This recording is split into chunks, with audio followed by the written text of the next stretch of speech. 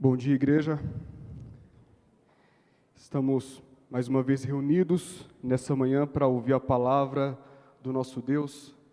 Eu quero convidá-los a abrir no Salmo de número 24. Salmo de número 24.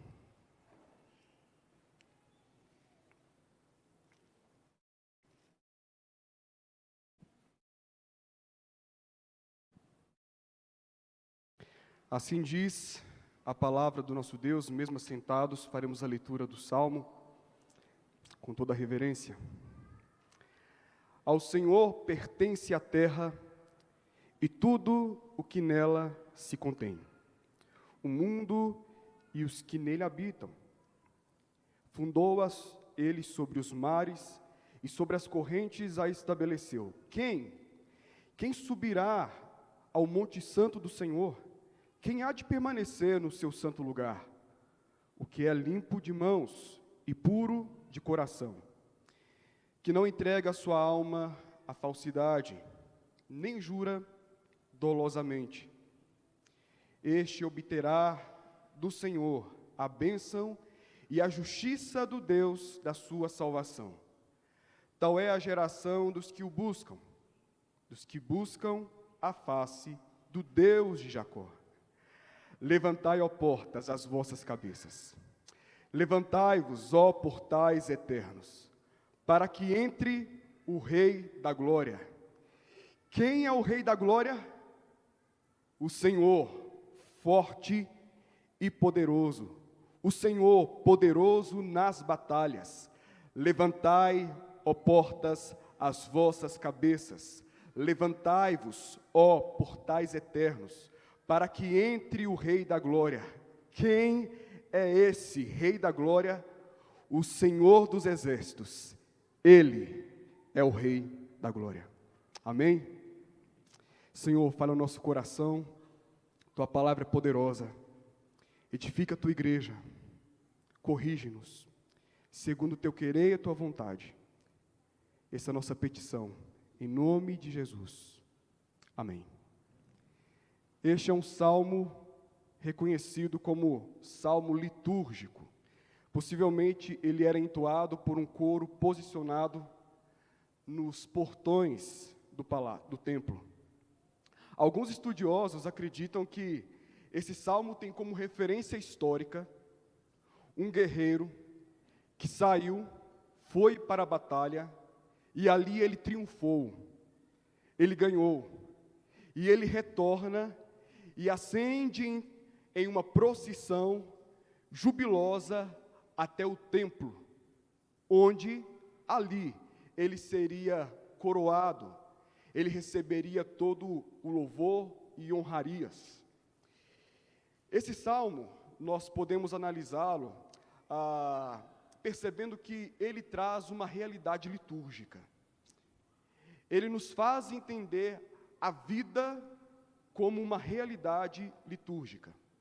Partindo da referência que a maior de todas as batalhas já foi travada, e como consequência, o vencedor toma os seus despojos, a saber, o mundo e seus habitantes, conforme lemos no versículo 1 e 2, tendo como perspectiva que esse vencedor é recebido com palmas e louvores por um povo o qual foi devidamente trajado e preparado para aquele cortejo, conforme nós percebemos no versículo 3 ao versículo 6, tendo como perspectiva que esse vencedor é coroado e exaltado por sua conquista, como nós percebemos nos versos 7 ao verso 10, sim, nós podemos tomar esse salmo, tendo ele como uma perspectiva de uma realidade que todos nós estamos inseridos.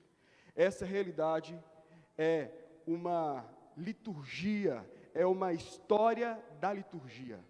A história se desenrola, os eventos acontecem, e tudo que acontece debaixo do sol, culmina e faz parte de uma etapa de um processo litúrgico. Tudo. A história litúrgica, é a narrativa sobre aquele que é possuidor e sustentador de todas as coisas. Essa história litúrgica é a narrativa sobre aquele que é santo e santificador de todas as coisas. Essa história litúrgica é a narrativa sobre aquele que é exaltado sobre todos e todas as coisas. Crianças que estão aqui, senhores, senhoras, nessa manhã, nós vamos meditar no seguinte tema: história litúrgica. E como foi dito, o nosso primeiro tema é uma narrativa sobre aquele que é possuidor e sustentador de todas as coisas. O versículo 1 e 2 diz assim: ao Senhor pertence a terra e tudo o que nela se contém, o mundo e os que nele habitam. O domínio de Deus é um domínio pleno. Ele é dono de tudo. E isso contrariava o pensamento das religiões politeístas daquela época, cujos deuses possuíam domínio limitado. É um domínio restrito a uma região geográfica. Mas aqui o salmista apresenta Deus como aquele que é o único possuidor da terra e dos seus habitantes. Ao Senhor pertence a plenitude da criação, ou seja, o micro e o macro componente desse universo pertence ao Senhor. Tudo é dele. Tudo é do Senhor. Essa é uma mensagem que nós podemos encontrar na Escritura Sagrada.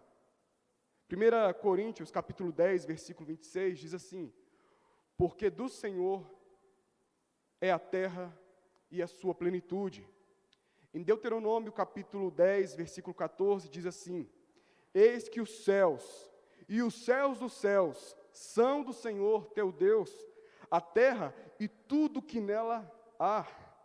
Servimos a um Deus que pode dizer, que pode afirmar: minha é a terra, meus são os habitantes, meus os animais, répteis, aves, peixes, meus os reinos, meus os reis, minha é a prata, o ouro, minhas são as famílias, os primogênitos, os filhos, os pais, as mães. Toda a plenitude da existência pertence ao Senhor. Ele é o Deus que pode dizer: é meu. E aqui nós temos um agravante, porque Deus não apenas diz que é dele, por ser criação dele, mas é dele porque ele criou e ele resgatou. Ele criou e ele resgatou. Uma frase muito conhecida de um teólogo chamado Kuyper. Certa vez ele disse: não há 1 centímetro quadrado deste mundo do qual Cristo não possa dizer: é meu.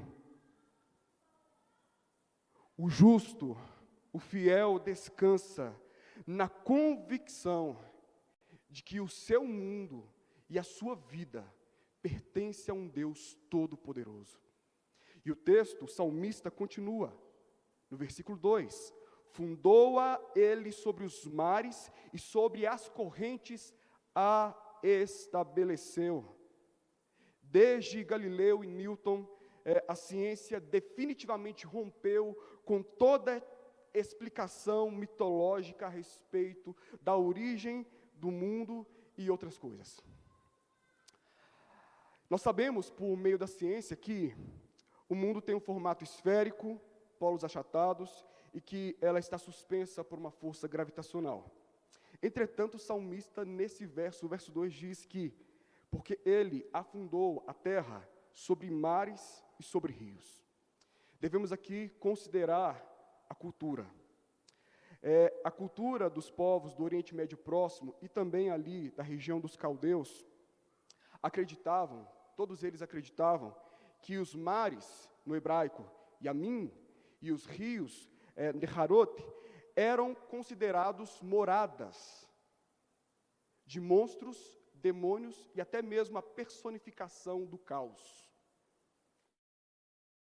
Diante dessa cosmogonia mitológica daqueles povos que apresentavam esse tipo de estrutura para a terra e para a sua origem, o salmista, ele faz um empréstimo linguístico e cultural, ele apropria-se dessa linguagem mitopeica e faz uma releitura cosmogônica de toda a realidade. Ele afirmou que Deus fundou o mundo aqui no texto, ele afirmou que Deus fundou o mundo sobre os mares e sobre as correntes caudalosas. Qual foi então a intenção do salmista a tomar esse empréstimo cultural? A intenção dele era apologética. Quando ele afirma que Deus, em seu incomparável poder, estabelece um mundo sobre aquilo que era conhecido na época como sinônimo de caos e desordem, ele está afirmando: Deus, Ele é poderoso para silenciar, para subjugar aquilo que para o homem é caos e trazer ordem, trazer beleza à vida. E aqui nós temos a perspectiva da providência de Deus, porque Ele não apenas cria o mundo, mas Ele cria, sustenta e preserva toda a sua criação. Deus estabelece a sua criação, sustenta a sua criação, subjugando continuamente todo o caos. Aquilo que para mim e para você é sinônimo de caos e desordem no âmbito pessoal, na vida, nos relacionamentos, aquilo que para mim e para você é caos no âmbito social, no âmbito ambiental, quando nós somos alcançados por rumores de guerras, corrupções, todo tipo de calamidade social nesse mundo, quando nós olhamos para esse mundo e a única palavra que vem à nossa mente é desordem, tumulto e caos, nós devemos nos lembrar que Deus nunca foi e nunca será vencido pelo caos, mas Ele coloca ordem em tudo, Ele subjuga todo o mal. É por esse motivo que o salmista afirma aqui, usando esse empréstimo: fundou Ele sobre os mares e sobre as correntes a estabeleceu. Deus coloca ordem em todo o caos. Ele é o criador e sustentador de toda a ordem. A liturgia histórica da qual nós estamos falando nessa manhã é uma narrativa a respeito daquele que é possuidor, sustentador de todas as coisas. Ele possui e sustenta todas as coisas. O guerreiro que vem vitorioso, ele carrega em suas poderosas mãos os despojos da batalha, o mundo e os povos que são dele, por criação e porque ele resgatou. Segundo ponto dessa temática, liturgia histórica, trata-se de uma narrativa sobre aquele que é santo e santificador de todas as coisas. Olha que o verso 3 até o verso 6 afirma: quem subirá ao monte do Senhor? Quem há de permanecer no seu santo lugar? Aqui, aparentemente, nós temos uma mudança de tema. Esses versos, essa perícope, assemelha-se muito ao Salmo 15. O Salmo 15 começa com um questionamento: quem, Senhor, habitará no teu tabernáculo? Quem há de morar no teu santo monte? A grande verdade é que o simples fato de todos os habitantes da terra serem propriedade de Deus, isso não dá a todos o direito, a liberdade graciosa de estarem diante do trono da graça. E aqui, aparentemente, o foco recai sobre o homem, né? Porque os questionamentos são: quem habitará? Quem subirá? Mas a grande verdade é que a ênfase do Salmo ainda recai sobre aquele que é o Senhor, aquele que é o guerreiro, porém exaltando a sua santidade. E aqui o salmista faz um contraponto da inabilidade do pecado do homem e lança luz sobre a santidade e a perfeição daquele que é santo, santo, santo. E a pergunta ainda ressoa: quem? Quem poderá estar na presença do Senhor? Quem? Ele responde: aquele que é limpo de mãos, puro de coração, que não entrega a sua alma à vaidade, nem jura enganosamente. Poderíamos ver esse verso aqui como um total fatalismo e ceticismo, visto que todos nós somos incapazes de cumprir com estes pré-requisitos. Quem aqui é inculpável? Quem aqui nunca pecou com os lábios? Quem aqui nunca transgrediu um preceito do Senhor? Quem aqui nunca buscou o que é vaidade, mentiras e ídolos? Quem nunca pecou? À luz do Salmo 14, versículo 3, todos se extraviaram e juntamente se corromperam. Não há quem faça o bem, não há um sequer. Entretanto, o salmista, mesmo reconhecendo o estado de pecado em que o homem se encontra, contrapondo com a santidade de Deus, ele conclui essa perícope em tom alegre, reconhecendo que há alguns homens estão na presença desse Deus Todo-Poderoso. Ele afirma no versículo 6, tal é a geração dos que o buscam, dos que buscam a tua face como Jacó. E aqui ele usa Jacó como paradigma da graça imerecida. Jacó teve um grande encontro com o Senhor em Peniel, conforme Gênesis 32. Jacó, o encontro dele com Deus foi pautado pela graça. É o paradigma da indignidade humana recebendo a graça imerecida de Deus. Ele, usurpador, traiçoeiro, pecador indigno, como eu e você, a ele foi dado o direito, o privilégio de estar na presença do guerreiro santo. Quem poderá adorar a Deus? Quem poderá subir ao monte de Deus? Quem habitará na santa morada do Senhor? Aqueles que foram escolhidos, comprados, alcançados, perdoados, justificados. E em Hebreus, no capítulo 10, versículo 19 ao 21, nós encontramos que nós temos hoje, podemos ter a intrepidez para entrar no santo lugar, pelo sangue de Jesus, pelo novo e vivo caminho, com sincero coração, com plena certeza de fé, tendo o coração purificado de má consciência e lavado o corpo com água pura, por meio de Jesus. Ou seja, quando o salmista pergunta quem poderá habitar, por meio de Jesus, nós podemos responder: eu, Senhor. Eu posso. Não por mim, mas pelos méritos dele. Eu posso, Senhor. A história litúrgica é uma narrativa sobre aquele que é santo e santificador do seu povo. E nesse cortejo, onde homens, mulheres, crianças, jovens, adultos, idosos, todos estão ali, com palmas nas mãos, júbilo nos lábios, celebrando aquele que venceu. O guerreiro que foi para a batalha e venceu. Essa é a história da qual todo mundo, todos os eventos, todos os acontecimentos estão incluídos. E por fim, a história litúrgica. A liturgia histórica é uma narrativa sobre aquele que é exaltado sobre todos e todas as coisas.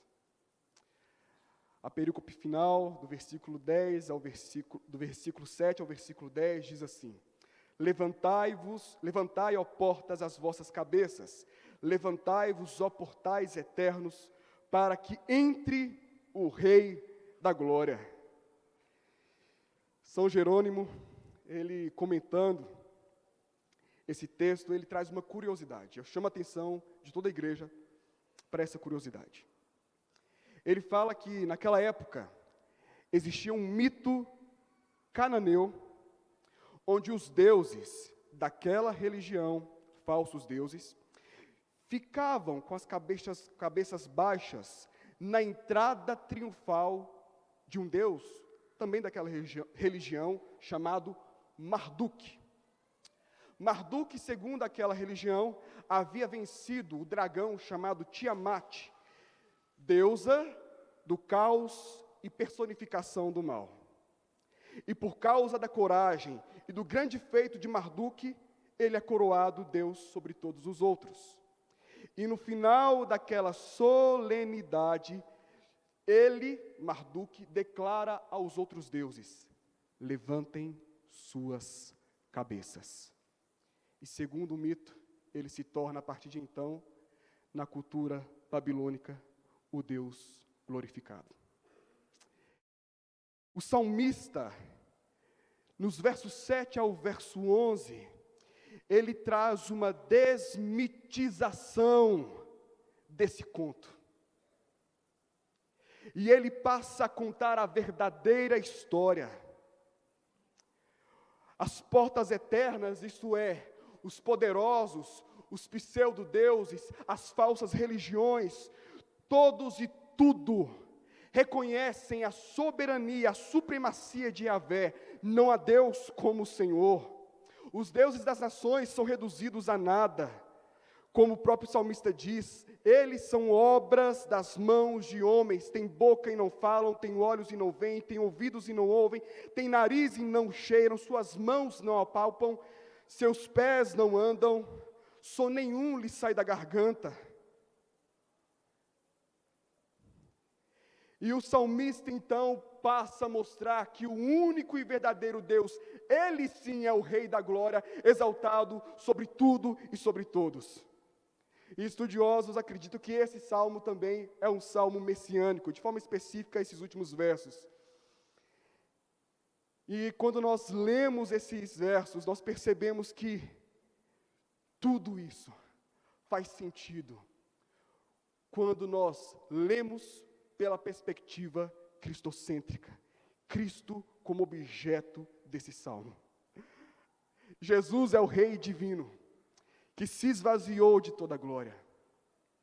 Jesus é aquele que se encarnou, travou uma luta cósmica no Getsêmani e no Gólgota. Ressuscitou, voltará com poder e glória. Ele é o guerreiro que saiu vencendo para vencer, Apocalipse 6, versículo 2. O qual triunfou sobre a morte, esmagou a cabeça do diabo e o condenou ao fogo eterno. Jesus Cristo é esse guerreiro.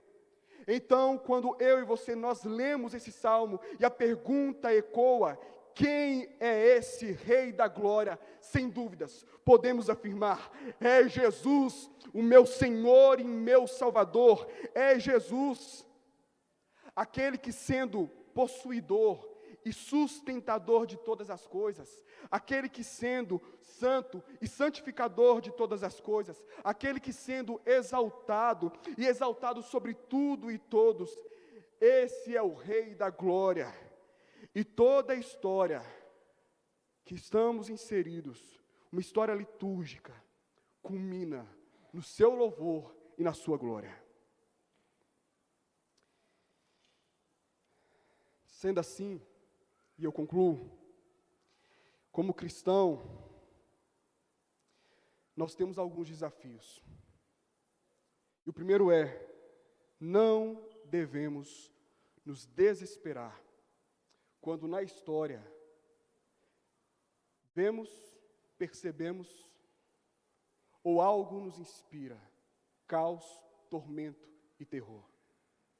O Cordeiro venceu. Ele tem poder.